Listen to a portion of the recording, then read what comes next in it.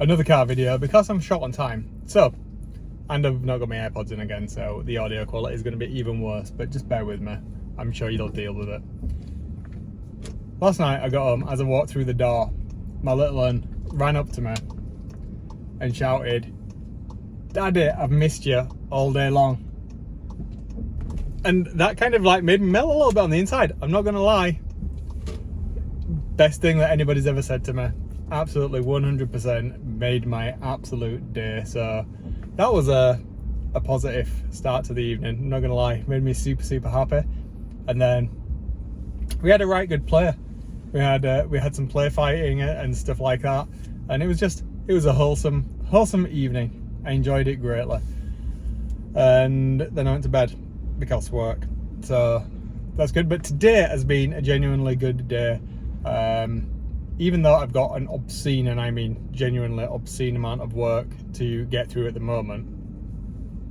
Spent all day, well, not all day, 80% of my day with my placement student, and again, fantastic day. He's doing so well. We went through some really interesting concepts. He's like a sponge, asked some amazing questions, got to explain some really awesome parts of the job. We jumped between maths, physics, into lenses, obviously compounding those two things. Not compounding, I don't mean compounding at all. Combining those two elements. We got to shoot some test footage. We've set everything up for a big shoot we're doing next Tuesday. That's all in place. We've documented everything. Got to explain everything end to end that he asked about, and that's genuinely one of the best things that I've got out of working in the area that I'm working now. I forgot how much I miss teaching, and it's certainly something that I do want to get back into longer term, perhaps as I'm coasting towards retirement.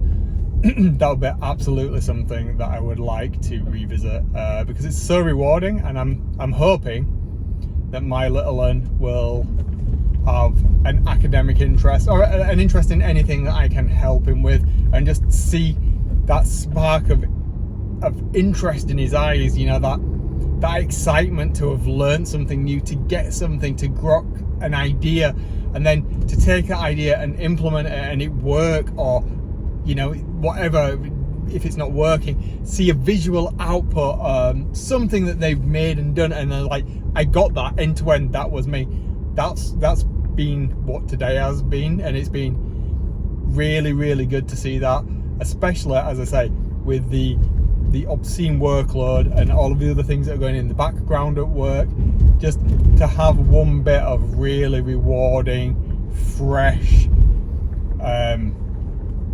enjoyment come out of that 8 or 10 hours a day that we all put in is absolutely fantastic. So it's been a cracking one, and it's sunny when I'm leaving work, so that's a good thing. I'm really kind of excited for the entire day, and I'm gonna go home. I'm gonna do some more work this evening once I've done the lectures and everything. So yeah, a positive note, I think, to end the day. I do need to definitely figure out the audio solution, because the AirPods aren't sustainable longer term, but who knows if I'll end up getting some new AirPods down the line. Apparently they're better.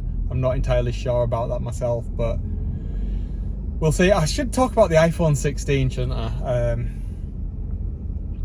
I don't know what to say.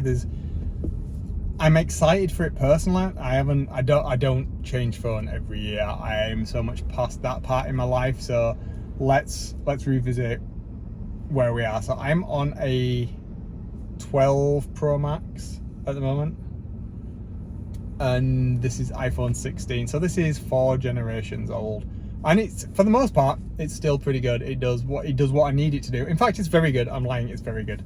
I'm not really noticing the sluggishness or anything like that. However, my dad needs a new phone. His phone is end of life now. It's not supported anymore, and it's not great. he had my 6 Pro Max or whatever it's called, XL, whatever the 6 big one was. And I think that was a little bit easier for him to use because of the size, so it's just easy for him to see and stuff. So having or passing on this 12 to my dad makes sense. And thinking about the upgrade now, I know it's a lot of money to buy a new phone, especially at the moment with everything else we've got going on, but I have to say there's a lot of features in the 16 that I'm really up for. I mean, of specific importance to me over the past, I think it was only the last generation, where you could directly record to an external SSD and use what is effectively a really good camera for actual filmmaking. I mean, I know you've been able to do that for a long time now, but to actually record to an external drive and have that part of your workflow is really appealing. The optical side of things, just for photography and stuff, is great. I've always enjoyed iPhone photography, so that's a nice one. And obviously I feel like I've kind of got to move towards the Apple Intelligence integration stuff. There'd be a lot of interesting stuff with HomeKit there, because we have a predominantly smart house as well, so that would be great from our perspective. We'll be getting 2 phones as well, one for my wife, so having us move as a family as we did before to the 12s really would be beneficial, and her phone would be passed on to my father-in-law, who's also got a very, very old phone, which is end of lifing. So that side of things makes perfect sense. I mean, I know it's an hand-me-down, but let's face it, I mean, these parents don't really need that level of device. If they did, I'd be very happy, because I could have some right conversations with my dad about it. It's like, wait, well, you've been out shooting today, Dad? Well, I need my iPhone 16 to I'm like, well, I'd love it, but that's not the case. So they only really need the basics, but it's nice to have them in the same ecosystem as us, for obviously the family sharing of iCloud photos and calendars and all of the other things that we have the Apple One thing for. So that's almost certainly going to happen. But it's like, what, can I wait another generation? Can they wait another generation? Or am I just playing the waiting game? I think it's incremental changes, but the difference between where I am now, being a 4-generation increment, to where the 16 Pro Max is substantial, to say the least.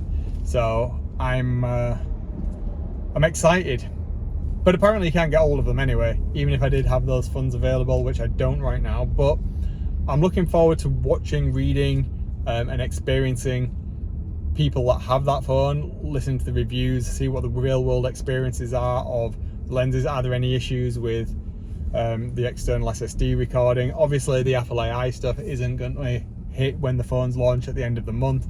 That's going to come in a feature update towards the end of the year. So there's all of these questions. It's like, well, waiting until all of those bugs are kind of out of the way, as it were, makes absolute sense. What do you guys think? Is anybody going to the 16 Pro Max, sorry? If you are, did you actually manage to get one?